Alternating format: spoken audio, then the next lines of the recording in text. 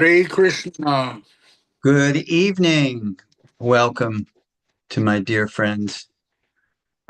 Um, so happy that you can join me this evening for our Bhagavad Gita session. We're getting into the 10th chapter this evening.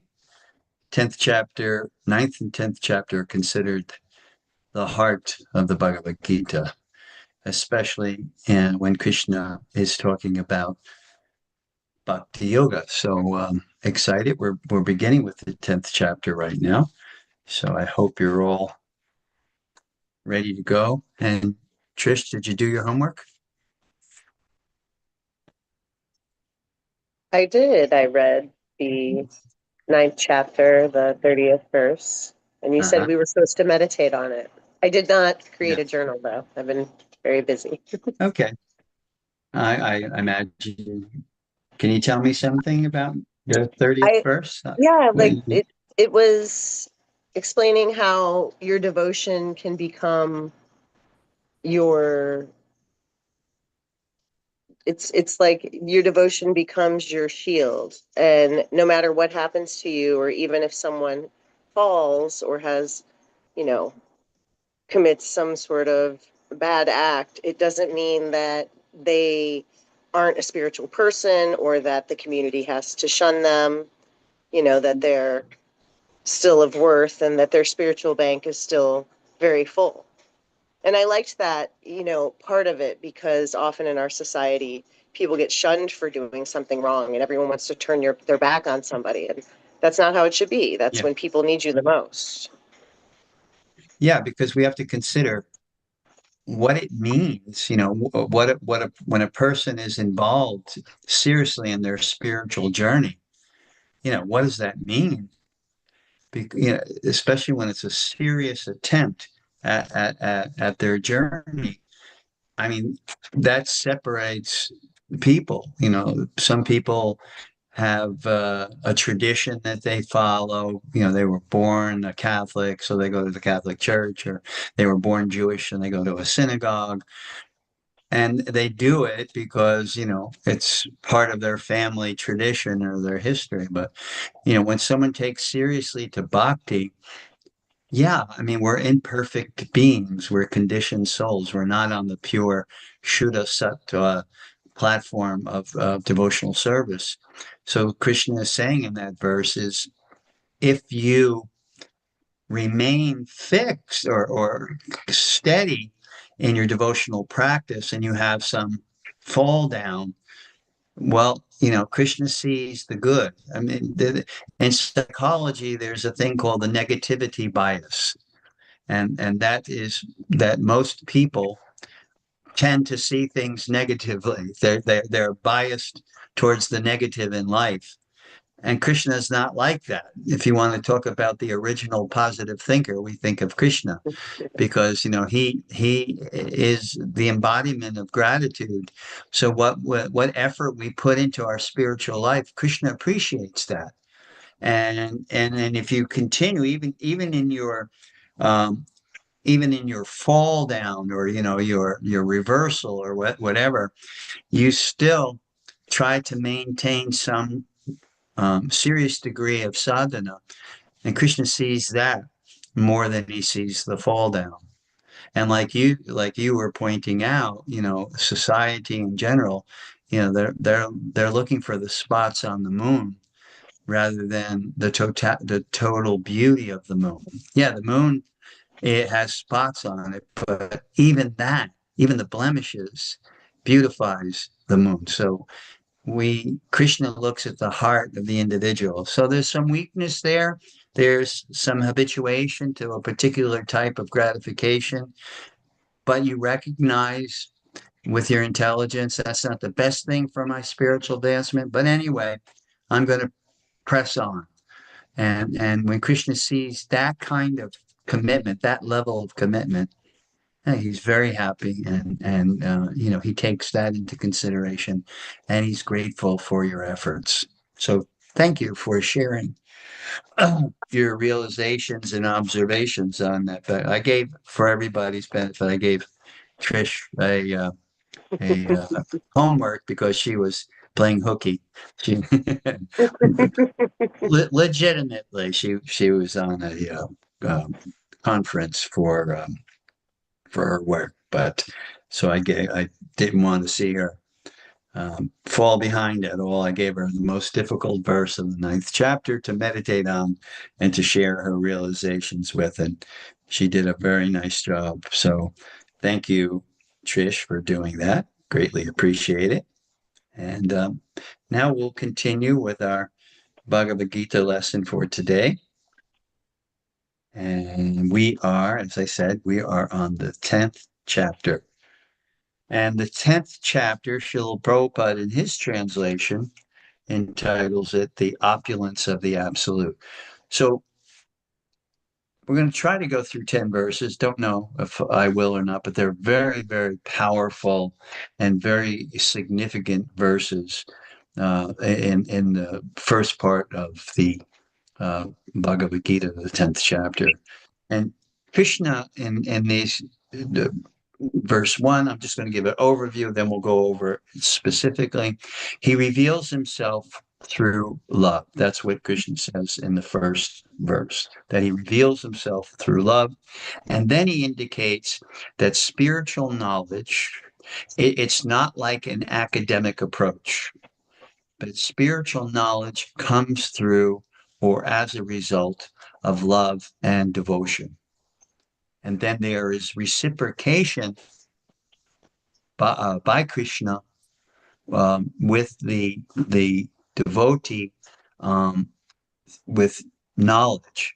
And we'll get to that specific verse where he says that Tesham Satatam Yuktanam Bhajatam Pritipurvakam Dadami Buddhi Yogam Tam Yenamam Upayanti Te. That's where Krishna says, if you just, engage yourself in service to me, worship me, etc., then I give you the understanding by which you can come to me. So the first verse gives that indication that spiritual knowledge descends through devotion. We don't ascend by our efforts, but actually it descends to us through mercy because of our sincerity, because of our affection and our devotion. The verses 2 through 6, Krishna is the source of everything. Krishna introduces that in the 9th chapter, but then he gets very specific about that.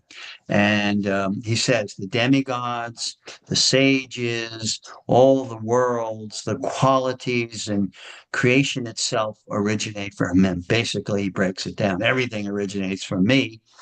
But, he talks about the demigods because oftentimes people trying to understand who and what are the demigods. And it depends on which side of the Vedanta that you're studying. Vedanta, it means the Siddhanta of the Vedas. It's a school of thought that tries to analyze what is the conclusion or what is the point of the Vedas. And there's two basic sides of that school. One which sees the ultimate, the absolute truth as impersonal or Brahman or the energy, the source energy of which everything comes. That's one side of the coin. And they see Krishna and the demigods in a different way. For instance, everybody is equal. You can worship any demigod or demigoddess that you want. It's all the same. And because ultimately there are no demigods and no avatars and all that, that's just a manifestation of the mode of goodness in this material world. The real conclusion is that we are part of that spiritual vastness called Brahman. That's that side of Vedanta. The other side of the Vedanta, which Bhagavad Gita supports, and most texts in various sacred literatures like the Bhagavad Purana, the Garuda Purana, the Padma Purana, etc., support that God, the ultimate, is a personality. So one side of Vedanta says there is no personality, nothing exists in reality, not in the temporary reality, but in reality, nothing exists except Brahman. And we are that Brahman, and we are that oneness. And they also, in their perspective, because they feel that, there's different verses in the Upanishads and the Vedas that may support that understanding. And that's the difficulty of the Vedas, because the Vedas gives a really broad spectrum understanding of the ultimate absolute truth. But as I said, in that perspective, you can worship any demigod, Shiva, you can worship Ganesh, you can worship Durga, Lakshmi, any of those personalities, and it's all the same. And bhakti, and from that perspective, is a stepping stone, means it's a purificatory practice. And once you go through that purification by worshiping any or all or one of the demigods, which Krishna is also lumped, and Vishnu was also lumped into that kind of broad spectrum of personalities. Then once you do the bhakti in that mindset, knowing or understanding, or at least your destination is Brahman, the impersonal, then it's all the same. And bhakti is a stepping stone. It's a purificatory stepping stone, which allows you entrance into understanding the perspective of Brahman. Whereas the other dimension, and that's called Advaita Vedanta, or the oneness. The other dimension is usually Dvaita, which means dual, which means there is distinction between every personality. That is more of a one God, many manifestations of that one God. That's what avatars, and the distinction between avatari means the one, the source of all other personalities. Just like Radha and Krishna, Radha is considered the source of all feminine potencies. Aya Rupa Vayu, she's the source of all the feminine energies that are present, whether it be Durga, whether it be Saraswati, whether it be Lakshmi, any of the feminine potencies originally emanate from Radha. This is the Dvaita, Vishishta Dvaita Vedanta, and basically it means that the supreme, the source of everything, originates from the personality of Godhead. And the distinction is in that perspective, where there's a personality, Brahman is accepted as one of the manifest energies from this personality. The analogy which is often used is the sun and the sunshine, that the sunshine is the energy of the sun.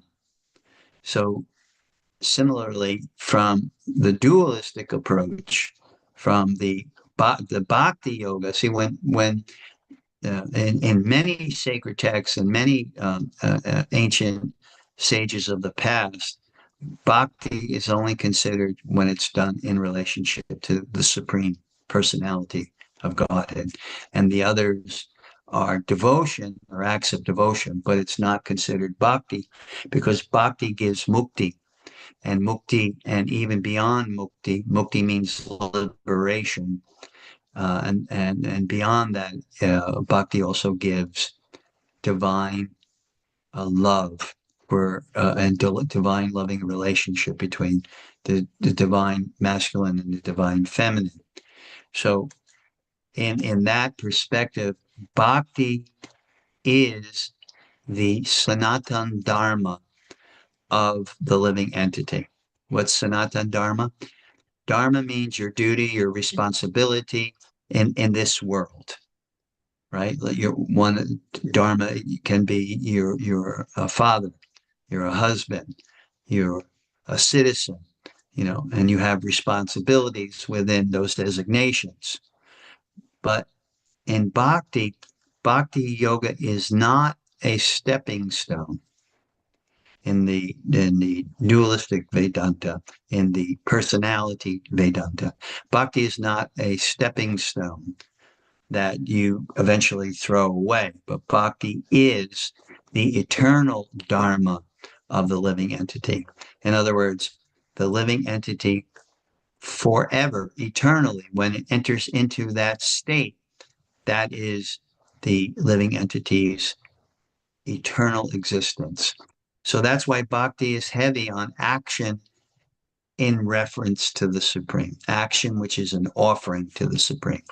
Because according to the bhakti tradition, that when we depart this world and when we have complete our consciousness, our conscious awareness of our relationship, loving relationship with the Supreme, then we go from the temporary performance of sadhana, the chanting and the association and all that, to the eternal.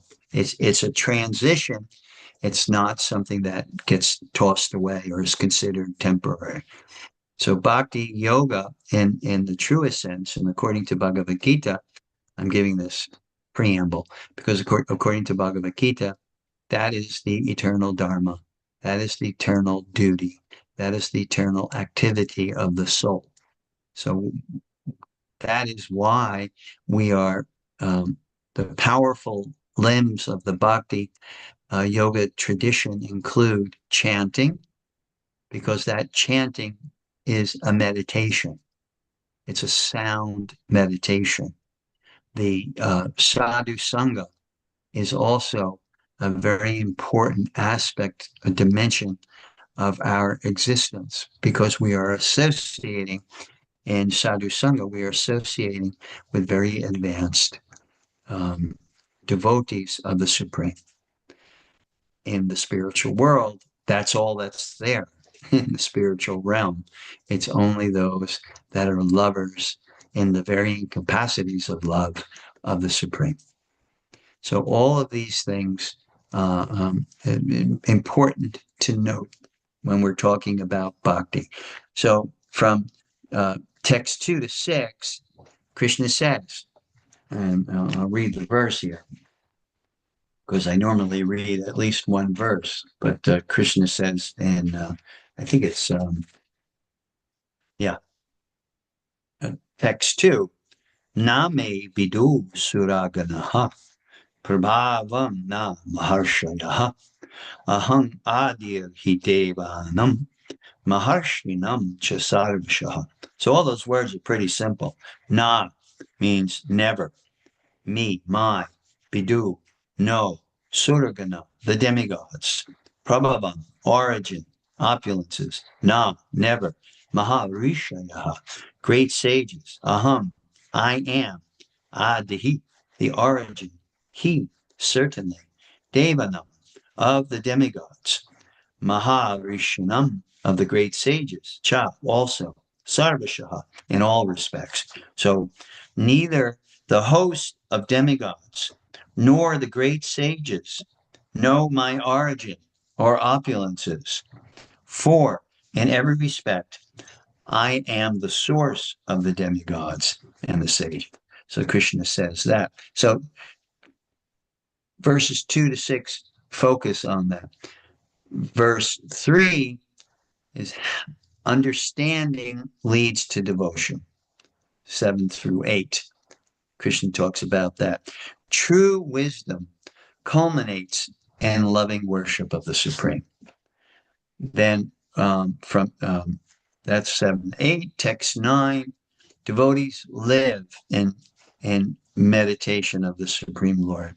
Their joy comes from hearing, chanting, and discussing Krishna. Nama, Rupa, Guna, Lila. This is the 4 aspects of our meditation. Nama means name. We meditate on the name. That's what japa is. That's what kirtan is. It's meditating on the names of God. Rupa is the form. Rupa means the form. So the meditation on the form of the Lord. And there are very many prayers which very clearly and succinctly describe what the form of the Lord looks like and how it's to be meditated on. Guna means the qualities, just like you all have wonderful qualities. You may have the quality of kindness, and you may have the quality of humor, you may have the quality of intelligence. We all have varying degrees of qualities. In the case of the Supreme Lord, he has those qualities in completion and perfection. Om Purnam Ada Purnam Idam Purnat Purnam Udachate Purnasya Purnam Adaya Purnam Iva Vashishate. The personality of Godhead is perfect and complete. And from that personality of Godhead comes many trillions of parts and parcels. And they're also, in their own respect, they are perfect and complete. So in this way, in the Shishopanishad, that makes that statement. So here we know that the union, the yoga in bhakti comes when we engage in hearing, chanting, and discussing about the Supreme Lord. And we derive a great deal of joy and satisfaction and contentment. That is what text 9 is discussed. And then the text 10 is the Lord gives Buddha Yoga, the spiritual intelligence necessary to attain Him. So these verses are they're really clear, especially uh, the 8th through 10th verse. They form one of the clearest descriptions of the reciprocal relationship between the Supreme Bhagavan and the devotee. The devotee lovingly turns towards Krishna, the Supreme, and Krishna responds by revealing himself from within the heart. This reciprocal exchange of love is the essence of bhakti and the theological heart of the Bhagavad Gita. Just like you, I've used this statement before. You have the ability to reveal yourself to others or not, depending on how much trust and faith you have in the relationship. Which means, let's give an example. You go to work, you have coworkers there. You don't really have anything in common. So you don't really reveal who you really are. You may go to work, you may have duties that you do in relationship to the coworker, and it really doesn't go much beyond that into deep friendship or speaking in confidence to them, hearing in confidence. There may be a coworker that you really click with, and that may develop. But I'm trying to draw out the understanding that you can or cannot reveal yourself if you want to. Isn't that a fact? And if you want to, if you really click with someone, then that person can serve as your confidant. You can say, look, I'm going through this, can I speak with you about it? And that person can be your ears, your sounding board, your shoulder to cry on. So the nature of you and your relationship with others dictates how much or how little you reveal of yourself. And that comes because of the original love relationship between us and God. To the degree that we develop our relationship, our affection for, our faith in the Supreme Lord, that is the degree that there will be reciprocation on both ends. Sometimes, we may say a prayer in the morning. I don't know when you were growing up, if your family said a prayer at the dinner table, or your mom made you say your evening prayers when you're going to bed. I don't know. What was the deep understanding of what you did? In general, I would say, and this can't be for everybody, but I would say it became kind of like a tradition or something your parents told you to do, and you did it. And whether you really connected with the words or the feelings, etc., it was inconsequential to you. You really didn't care one way or the other. But when we really get into our bhakti yoga practice and we try to understand everything that we do in relationship to God, and this is when it has it gets a deeper and deeper meaning. So that was just kind of an overview, and now let's go as much as possible verse by verse. So the first verse, Krishna says, Sri Bhagavan Bhuya Eva Mahabaho Shrinu Me Paramam Vachaha Yatteham Priyamanaya Vakshami Hitta Kamyaya. And the translation of that is as follows. The Supreme Personality of Godhead said, "Listen again, O mighty armed Arjuna, because you are my dear friend. For your benefit, I shall speak to you further, giving knowledge that is better than what I have already explained." So Krishna is saying, I told you this before, and he did in the fourth chapter. There's a verse, I think it's like the fourth or fifth verse of the fourth chapter. Krishna says, because you are a devotee and my friend, I will reveal myself to you. And here Krishna is saying that again.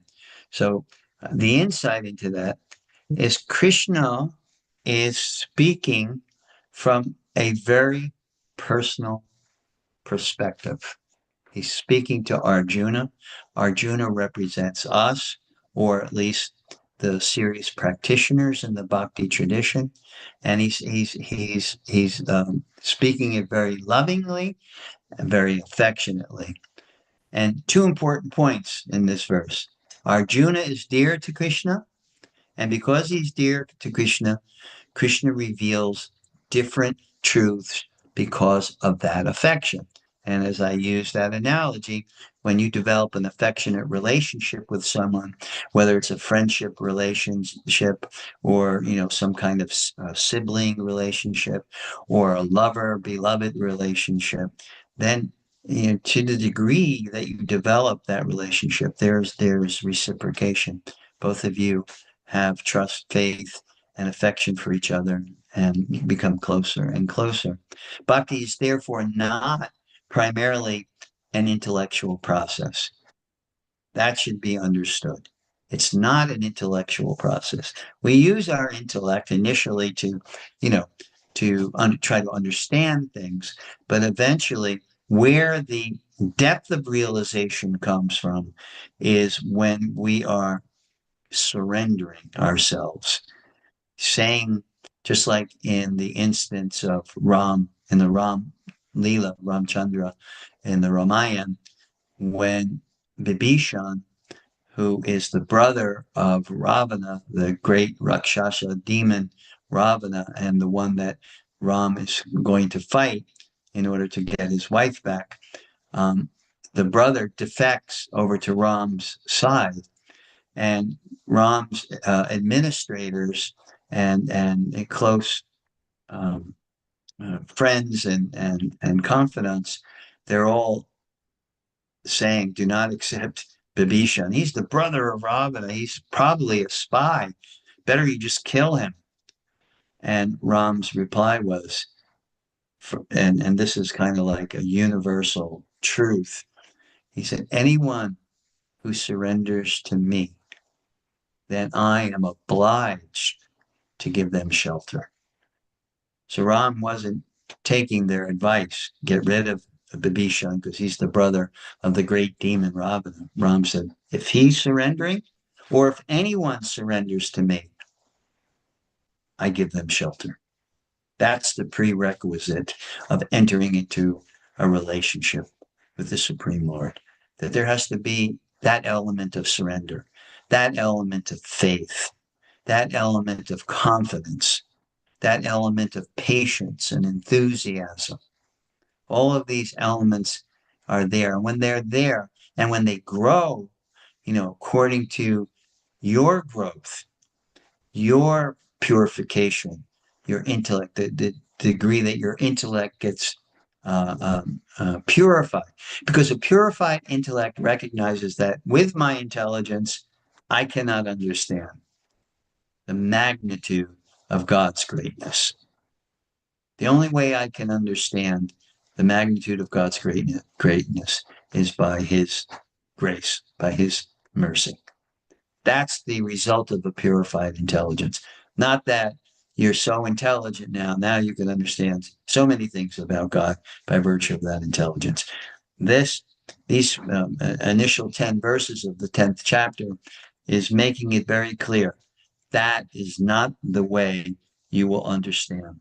Transcendental knowledge, as Bhaktivinoda Thakur says this, one of our great spiritual masters of the past, explains that transcendental knowledge unfolds according to the degree of surrender and affection between Bhagavan, or the Supreme Lord, and the devotee. So, spiritual realization is not attained merely by scholarship. Again, that point is bestowed through loving service and receptivity. So we'll move on to the second verse. I already read it. Neither the hosts of demigods nor the great sages know my origin or opulences, for in every respect I am their source. I am the source of the demigods and the sages. So they really can't, they're not in a position to understand me. They don't have the ability, the capability to understand. This verse directly challenges the idea that Krishna is one of the pantheon of demigods, avatars, etc. It's not like Krishna is saying, I'm part of the crowd.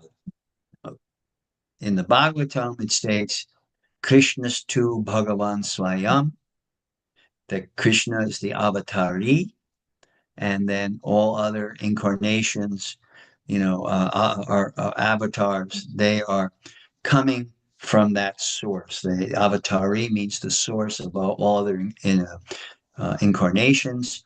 And the analogy that is used is if you have an original candle, you light one candle, that's the original candle, and then you light other candles from that original candle.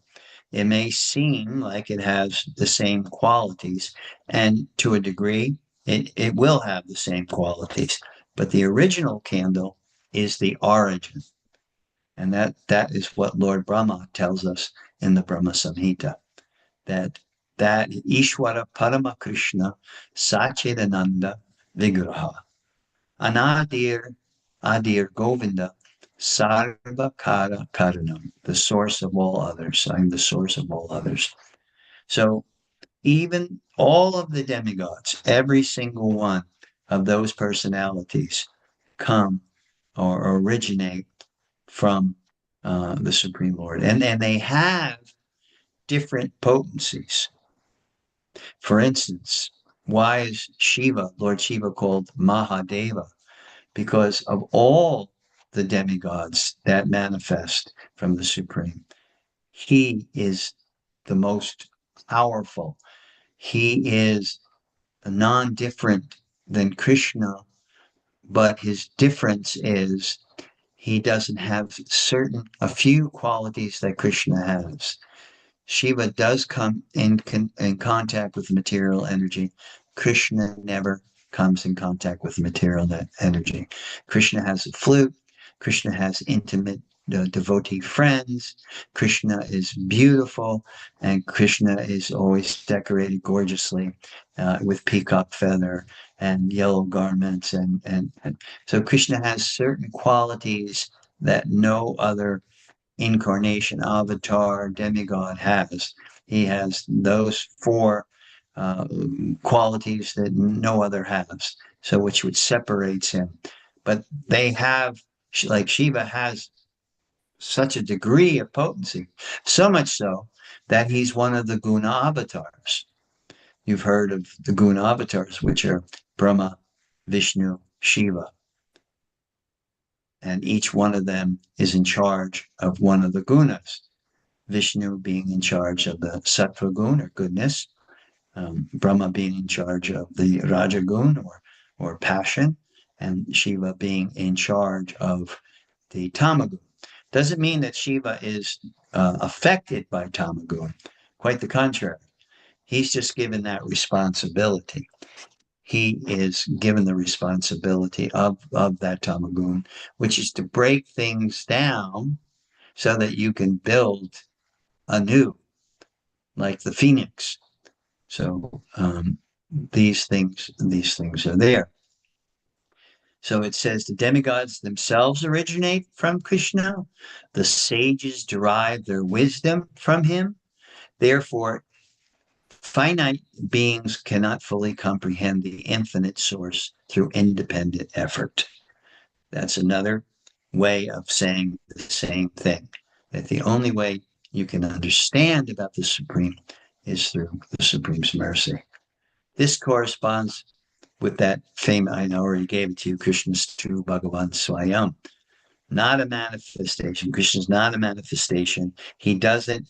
I heard this past weekend where the speaker was saying that Krishna comes from Vishnu.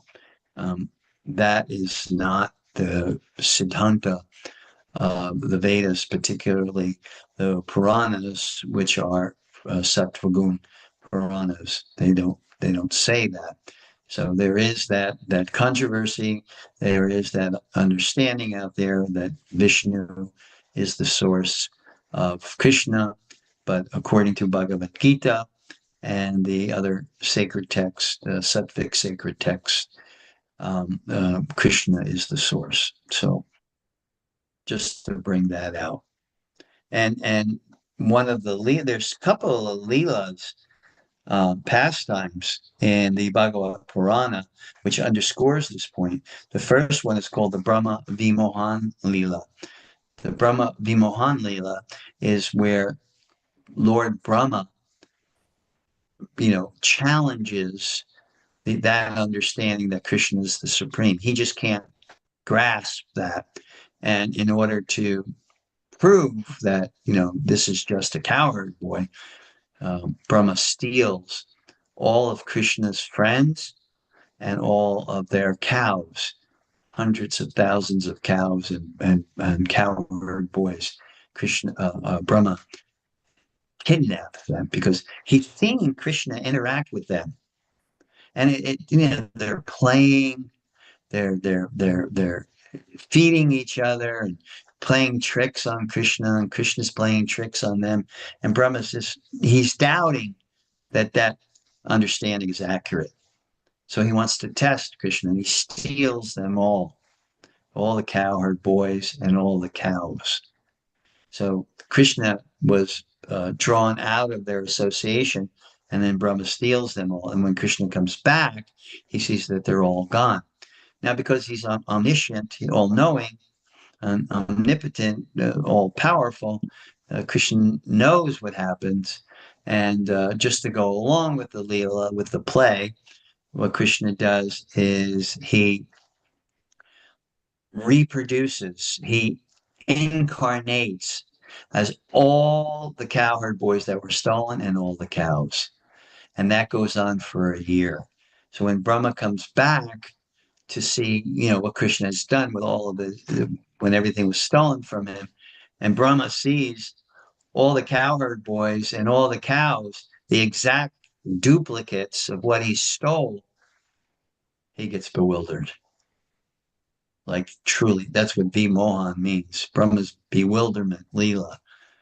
And then in order to exacerbate Brahma's bewilderment, all the cowherd boys and calves, they all manifest into four-armed Vishnu form, which is further proof that everything comes from Krishna in that Leela. And Brahma, who's a guna avatar, is bewildered. And when he realizes the mistake he makes, then he chants his famous prayers, the prayers of Lord Brahma. So that gives, and also Indra goes through the same kind of thing, and he becomes bewildered and set into place by Krishna, and the same result is there. Eventually, Indra, the king of the demigods, the king of the heavenly planets and the demigods, he is also brought to his knees in bewilderment and ends up offering the prayers of Lord Indra. So this is something. So knowledge alone cannot reach Krishna or an understanding of Krishna. Let's go to text 3.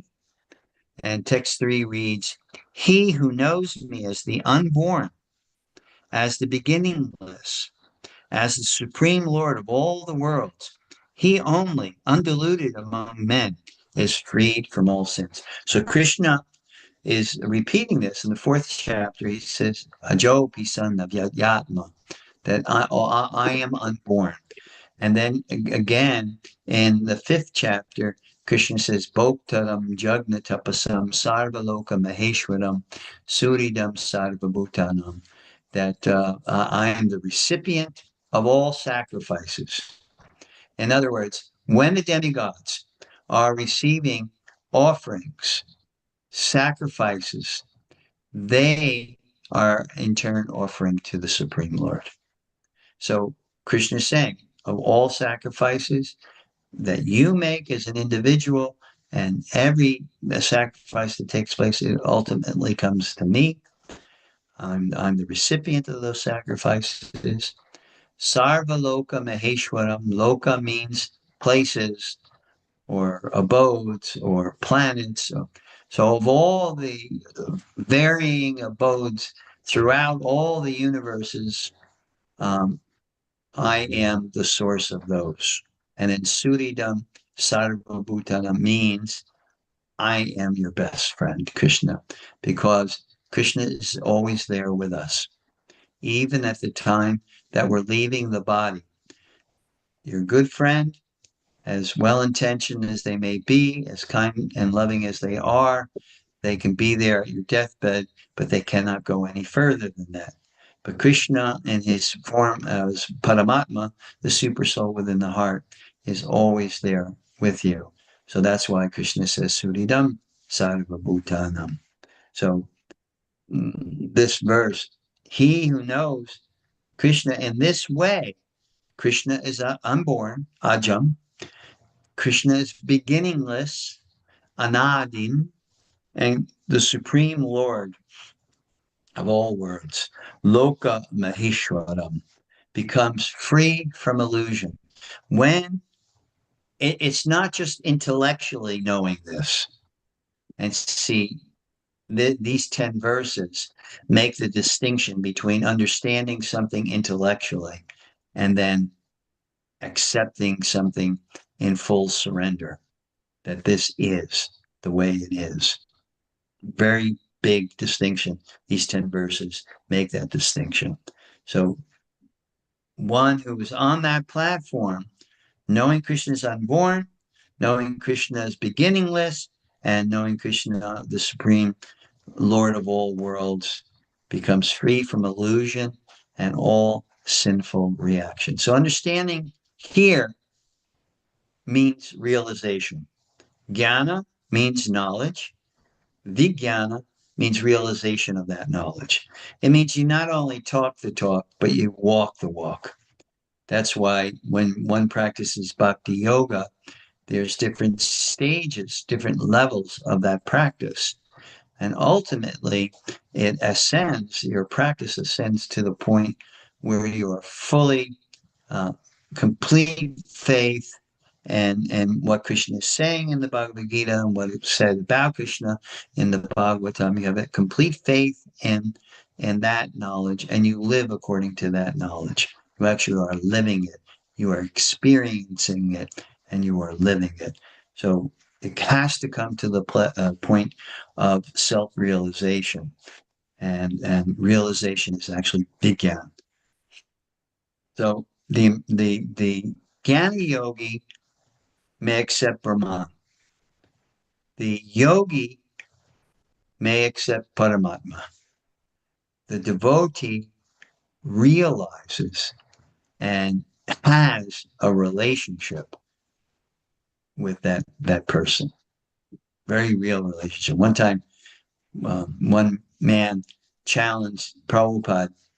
Prabhupada would do these pandals or these different events in India, and thousands of people would show up, and he would lecture, etc., and then ask for questions. And one man got up and challengingly asked Prabhupada, he said, "Do you see Krishna? Are you able to see Krishna?" And then Prabhupada looked at him and he said, "No, because you're in the way. Get out of the way. Then I see Krishna." So Prabhupada had a great sense of humor, but he indicated on many occasions that he was fully connected to Krishna and therefore had this intense love relationship with Krishna. So that's the difference. Realizing Bhagavan means full faith, full heart, full love, and out of this love and affection, full reciprocation. So text 4 and 5. Let's They never called. He's not ready yet, so enjoy. I'll let you know when they call. Well, okay. Yeah, don't worry, honey. Enjoy. Did you call them? No, they're gonna call me when he's Hello. Hello, please. I'm looking for who that is. Srihari, I believe. Please mute. Thank you. Okay. So we're on text 4 and 5 right now. It's okay. Thank you for coming. And text 4 and 5 read the following.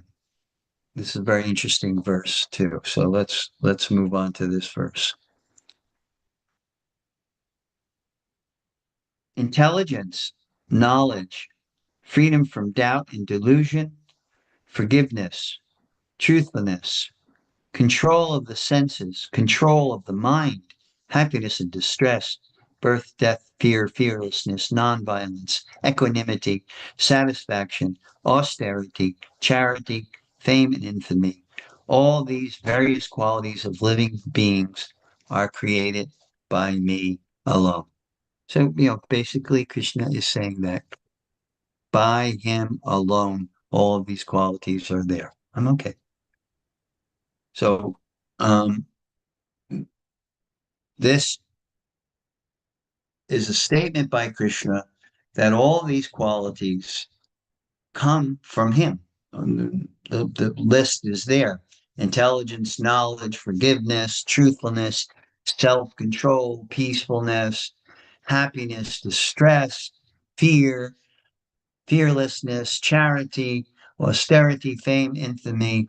All of these come from him. Everything ultimately comes from him, but not everything reflects his internal nature, because most of those the distinction is being made between the influence that his internal energy has, his pure, unadulterated spiritual energy, the influence that has when we're touched by the Supreme in our relationship. All those positive qualities are there. But in the external energy, under the influence of Krishna's external energy, and Krishna says that Maya Dakshina Prakriti Suyate Sacharacharam. This is my energy, the external energy, the earth, the water, the fire, air, ether, mind, intelligence, false ego. These 8 comprise my external energy. So the influence of the external energy, then there will be happiness within the realm of the external energy. Will experience those dualities like happiness and distress, fame and infamy, and fear and fearlessness. But under the influence of the internal energy, only those other qualities. Even in Christianity says that one can only develop kindness, mercy, compassion, etc., if they're touched by the Spirit of God. So that is a similar feeling that we have, similar understanding that we have. Humility develops when we understand that this all comes. So this is the practical application, the practical result of seeing in this regard. The end result is, wow,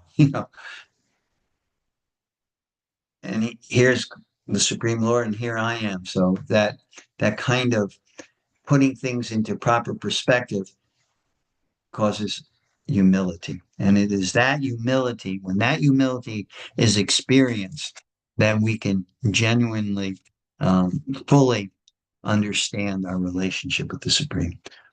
Text 6 reads, the 7 great sages, and before them, the 4 other great sages and the Manus, progenitors of mankind, come from me. So here Krishna's reiterating the point that he made earlier. Great sages, before them, the other 4 great sages, the Manus, the progenitors of mankind, they all come from me. They're born from my mind. And all the living beings populating the various planets, they descend from them. So Krishna is saying all of these personalities, the 7 great sages, the Manus, the ancient progenitors, all arise from his mind and will. This verse demonstrates that creation is personal. The universe is not an accidental mechanism. It is a personal manifestation of the energy and the subsequent uh, um, concomitant effects of Krishna's creation. Concomitant meaning that when Krishna creates the progenitors of mankind, so from the progenitors, the other living entities are coming. So this means because they've been empowered to do so, then they're able to bring forth. So it's kind of like, a understanding that Krishna doesn't have to do everything personally, but he can empower other living entities in part as part of the creative process. Like Lord Brahma is often referred to as the secondary creator. Krishna inspires him and empowers Brahma, and then from Brahma, all the material manifestation happens. So let's read verse 7. 7 reads, one who is factually convinced of this opulence and mystic power of mind engages in unalloyed devotional service. Of this, there is no doubt. So Krishna is reiterating the point that once you have this faith, once you are hearing about me and you have the faith that this is all truth, this is not fantasy. This is not something that's made up by a historical personality so that they can have their place in history, but that Krishna is who he says he is and who Arjuna says he is, and Devala and Asita and Narada and all the great sages of the past who they say he is. Then once they understand that fact, Krishna's opulences, his mystic powers, then they become firmly fixed in devotional service or bhakti. Knowledge should produce devotion. In other words, the more we know about Krishna's name, nama, guna, rupa, lila, the name, the form, the qualities, and the pastimes. The more we know, the more we dive into it. That's why I'm so overjoyed when you're joining me on our journey through the Bhagavad Gita, because there's so much that is in the Bhagavad Gita that will help us in our journey and clarify certain things that need to be clarified in order that we have this deep and profound faith so that our journey proves successful. If knowledge does not increase love for Krishna, it remains incomplete. It means we're not looking just to be academicians, to get our degree in bhakti, but really to implement that knowledge, incorporate and assimilate that knowledge into our life. The purpose of theology is bhakti. The purpose of philosophy is surrender. The purpose of knowledge is love. Real realization results in avikampa yoga. And avikampa yoga means unshakable devotion. Even Bhakti Vinod Thakur uses the term Komala Bhakti. And Komala Bhakti means bhakti that is shaken easily. And here, Avikampa Bhakti means unshakable. That means your faith never diminishes. It never dwindles. It never withers. Komala Bhakti means maybe you don't have enough realization or knowledge or faith, and therefore your faith can be challenged. I've seen people come and get into bhakti really, really well, and then all of a sudden they kind of fizzle out over the course of time. It's because they're on the platform of Komala Bhakti, or bhakti that is shakable, bhakti that does not have the strong foundation of faith. And therefore, when something happens in their life, whether it's financial or interrelational or some things health-wise, then their faith is shaken. So avikampa bhakti means unshakable. So text 8 we'll move on to. This is one of the most important verses in the Bhagavad Gita. And it reads as follows. I am the source of all spiritual and material worlds. Everything emanates from me. The wise who perfectly know this engage in my devotional service and worship me with all their hearts. There, in all of the Vedas, there is no statement like that. The Gita Upanishad, or the Bhagavad Gita, which is kind of a summary of all the Upanishads, Krishna is making that declaration. Again, I am the source of all spiritual material worlds. Everything emanates from me.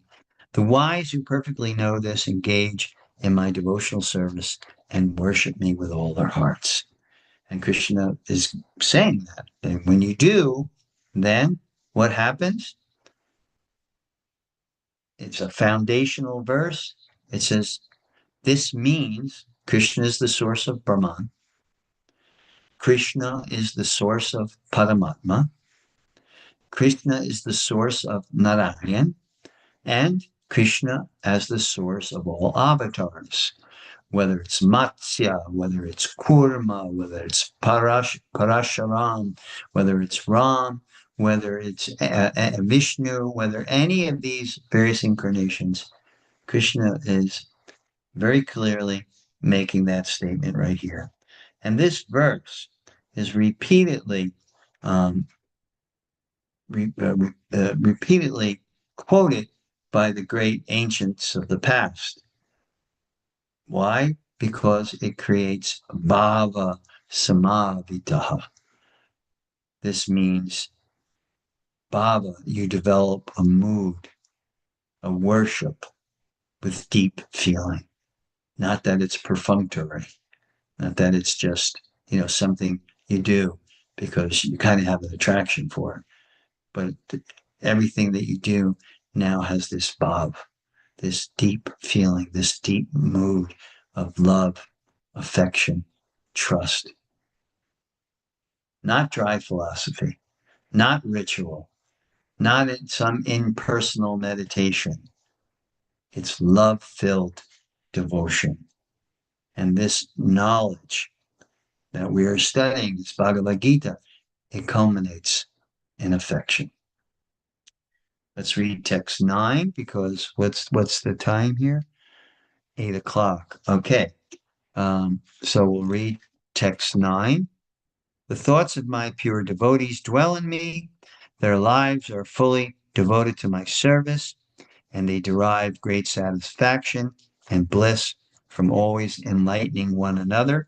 And 10 reads, to those who are constantly devoted to serving me with love, I give the understanding by which they can come to me. So the psychology of pure devotion and pure devotees, minds are always dwelling on Krishna. Life energy is dedicated to service, to devotional service, to bhakti, and conversations center on the Supreme. All of this is the way the mind goes through transformation to shanti, satisfaction, and ramanti, joyful spiritual relish. Unlike material pleasures, spiritual pleasure continually expands. I've given that analogy. It's a spiral up, not a spiral down. The culture of bhakti. This verse describes the atmosphere, kirtan, sangha, harikatha, talking about pastimes, festivals, discussions of scripture. That's why bhakti yoga is like the party animal's dream, because in bhakti there's always some kind of celebration. All the advent of this avatar, now the Singha avatar, Ramchandra, Shiva Ratri, Lord Shiva. There's always cause for joy and celebration. And this is our culture. And the last verse is, to those who worship me with love, I give the intelligence by which they can come to me. So this means not ordinary intelligence. It means intelligence that is divinely guided by the Supreme from within. Krishna, the Supreme, directly guides you from within. That's why there are two laws that humanity can operate under. If you don't have a connection to the Supreme, you operate under the law of karma. And everything is very, very simple. Whatever action you perform, there is a reaction. You perform a good action, good reaction. Bad action, bad reaction. If you perform action, which is devotion, devotional service to the Supreme, it's action, but there's no reaction to that. Karma vikarma ekarma. Krishna from within. Sarvasya chaham mriti sanivishto matak smritir jnanam apolanam cha. Within the heart, he guides us. He gives us knowledge, remembrance, forgetfulness. So, not personal effort. This is the repeated point, not through personal effort. So, I'll stop here. We'll maybe review the verse 10 verse because verse 10 is it's a very significant verse, and next week maybe have a little time to review it again. So does anyone have any question or comment or observation, anything that you would like? As usual, we always enjoy hearing from you and your realizations, observations, etc. So anyone, please just unmute yourself and speak out with great utsaha, enthusiasm. There was a lot there. I hope wasn't too overwhelming. Yes. Well, I saw someone. I was trying to put the camera on, but I don't know what happened. Can you hear me? You're like me. Yeah. But You one of the have, you have, you verses. have, this I do know. You have two buttons on the left. One's a microphone, one's a camera. And if Hmm, it has a red line through it, you can't do it. You have to click on that. now I have like a triangle. I never seen next to the camera. Oh, Let me a see. Reply. triangle. Yeah, like. No, don't hit the triangle. Hit the camera itself. You hit the triangle, and then you get these choices. You just Hmm, hit the camera. hmm. But my question was about like Prabhupada is giving personality to those qualities, like the verse you read previously, all those Mhm. qualities, all Yep. these kinds of living entities. He calls like he calls those makes it into like people, Uh-huh. happiness, distress, this and that. The Prabhupada say Right, all right. these kinds of living entities. Can you explain why why he said that? Well, basically, he's talking about your um, how you are influenced by the spiritual energy, and so Hmm. those lists of positive qualities. Let me get back there here and get back to the list. Oh, okay, here's the list. So the list of positive qualities is a result of contact with the spiritual or internal energy. Mm, Intelligence, knowledge, forgiveness, truthfulness, self-control, peacefulness. Those are the result of your connection with the spiritual or the internal dimension of existence. mm. Whereas happiness and distress, and happiness means, in this regard, the two Sanskrit words are sukham and dukkam. And when they talk about spiritual happiness, they don't use the word sukham. They use mostly ananda, bliss. Mm. So, so those up till peacefulness, that's the result of connection with the spiritual internal energy. Happiness, distress, these dualities, Mm. fear and fearlessness, charity, fame and infamy, that's the result of connecting with Krishna through his material energy. So I that's the understanding of that particular verse. okay. Yeah, that clarifies it. Mhm. Right. And there's so many other qualities that develop as a result of the connection with the material energy, but Krishna just gives some of the basics here in this particular verse. Mm. Thank you, Prem, for that nice question. Premarnava Prabhu. Haribo. Anyone else would like to share some thoughts with our group here, or ask me a question, or if you don't, something that you didn't understand from what was spoken? Well, I I think a lot about when you talk about the surrender part, and I contemplate that. It's something I meditate on. It's trying to have, when you have faith in your devotion and in your good intentions, uh, but the surrender part of all the time surrendering to the flow and the idea that the Supreme has a divine plan for you. It's just, the details are just the experience. And that's where I'm still trying to be in that surrender. It's a matter of the strengthening of your faith, and it's a real. mm, you're walking on a balance beam or a tight wire, because you can't do too much that it becomes overwhelming and frustrates you. But at the same time, you can't do too little, because then you are prone to what happens to people who don't have strong faith, Komala Bhakti. As soon as something happens, this is not real. I'm going to give this up.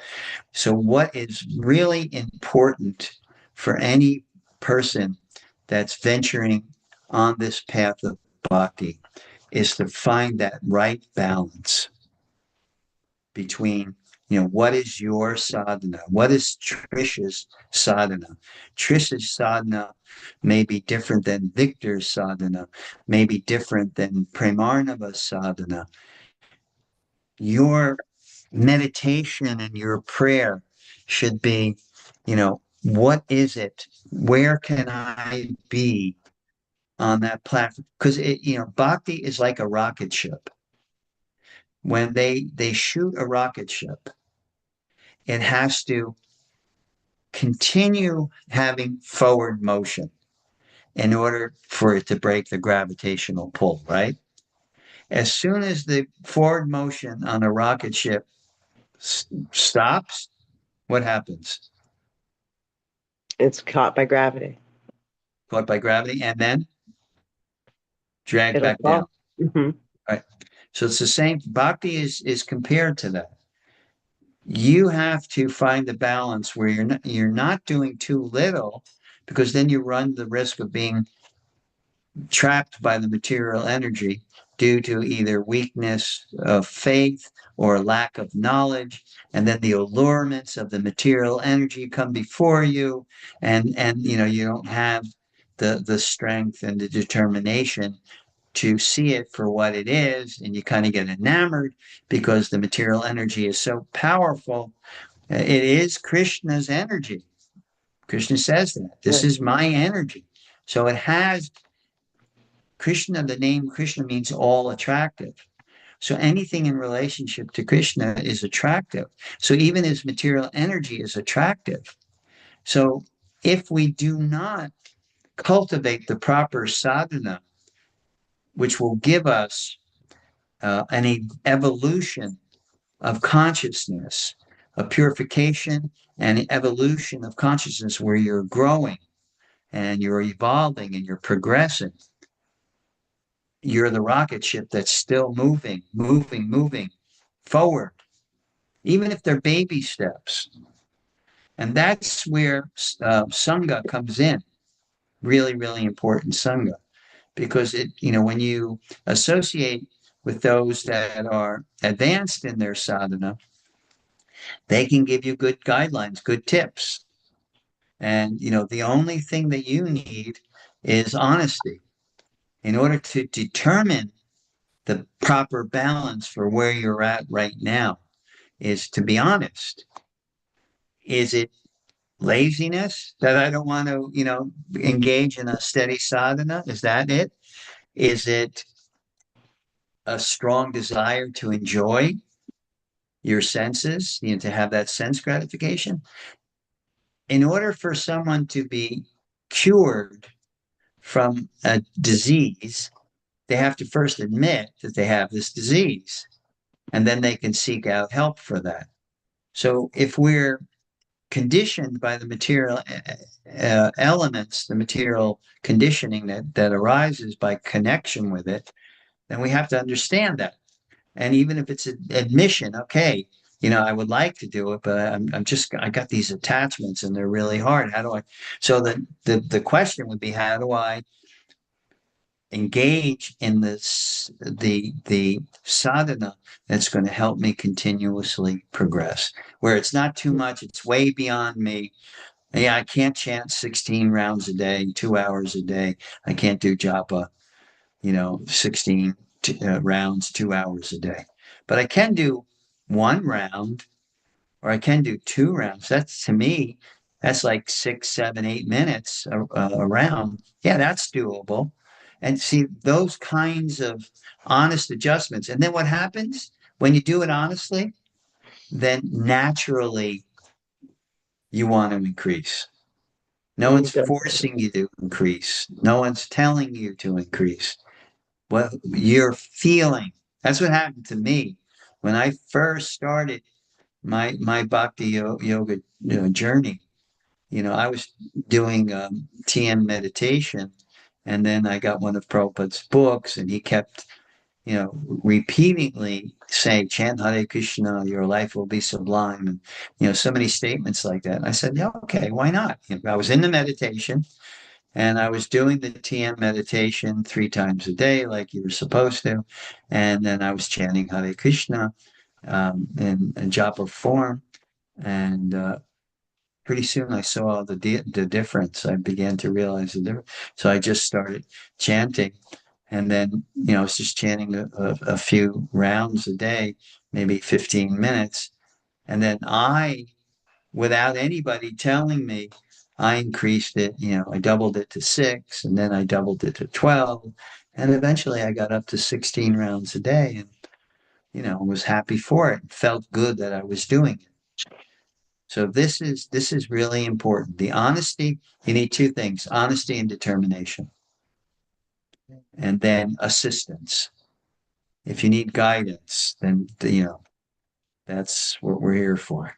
So that any guidance that you need can provide it for you. Thank you. You're welcome. Thank you for the wonderful question and the sharing of your heart. Greatly appreciate it. Anyone else would like to say something? Give us some of their profound insight and realizations. If not, I will conclude our evening Sangha by saying thank you and have a very happy, healthy, and holy week ahead of you.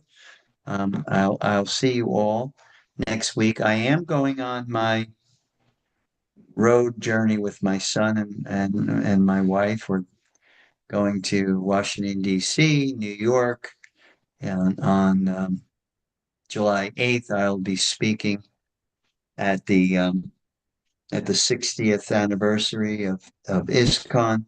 I'll be speaking there, sharing my experiences with over the 54 years that I've been a disciple of Srila Prabhupada. That'll be on the 8th, and then we'll go from there.